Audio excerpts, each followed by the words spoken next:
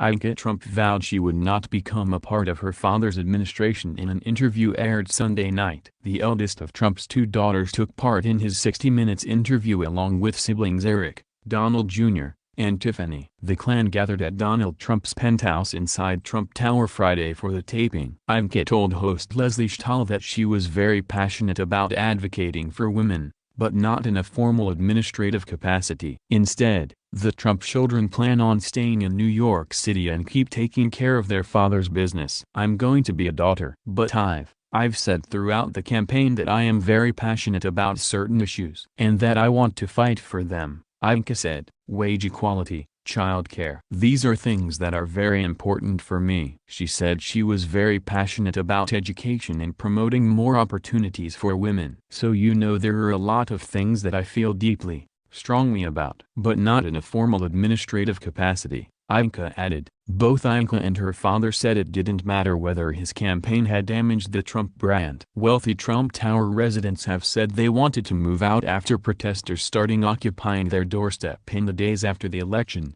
a real estate broker told the New York Post. Residents at Trump Place in New York City signed a petition in October asking for the then GOP nominee's name to be removed. Bookings at Trump hotels went down by 59% during the first half of 2016, according to travel search engine Hipmunk. But neither Ivanka nor the president-elect think this matters. "This is so much more important and more serious. And so that's the focus," Ivanka said on 60 Minutes. "I think what Ivanka's trying to say, who cares? Who cares?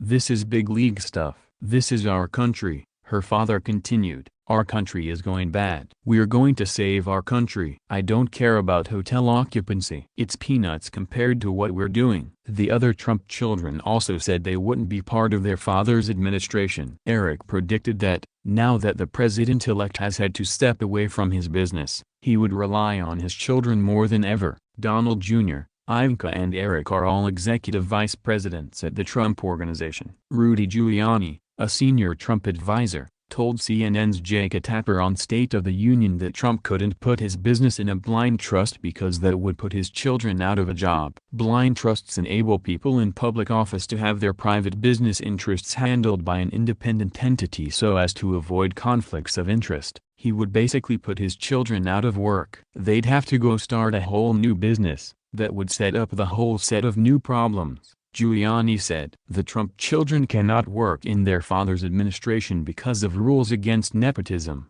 which Giuliani took to mean they would be out of a job if they couldn't keep working at their father's business. And remember, they can't work in the government because of the government rule against nepotism, so you'd be putting them out of work, Giuliani added.